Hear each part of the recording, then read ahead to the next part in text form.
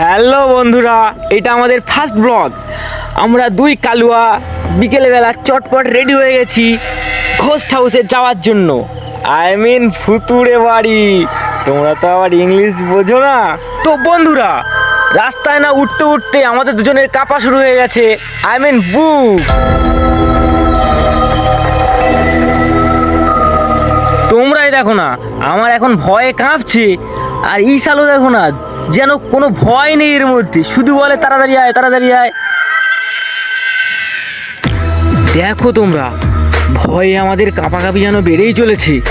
আগে আমার বুক কাঁপছিল, এখন আমার ঠ্যাঙও কাঁপতে শুরু করেছে। এই দাঁড়া, একসাথে যাব। দেখেছো তোমরা, বাড়িতে কিন্তু ভয়ে বিছানায় মুতে দেয়, আর এখানে ক্যামেরার সামনে কেমন সাহস দেখাচ্ছে। দেখো বন্ধুরা, রাস্তাটা কি ভয়ঙ্কর।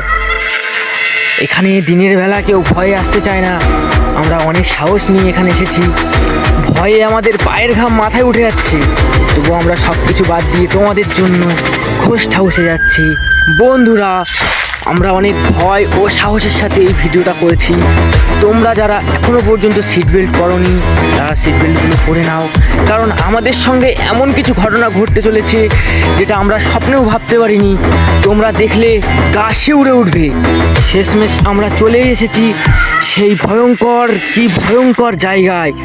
ফার্স্টে আমাদের সাহসী বীর কালুয়া ডন এগোচ্ছে, এগিয়ে যেন বেশ কি একটা হাতে করে দেখাচ্ছে। আমি বুঝতে পারলাম না ব্যাপারটা।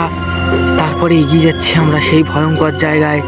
বন্ধুরা, ভয়ে আমার পা থেকে সারা শরীর কাঁপতে শুরু করেছে, কিন্তু এর সাহস যেন অন্য কিছুতে নিয়ে যাচ্ছে। আবারও কি একটা দেখালো।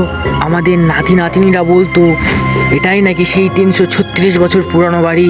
দেখো কেমন ইটগুলো পড়ে আছে বেখেলের মতো।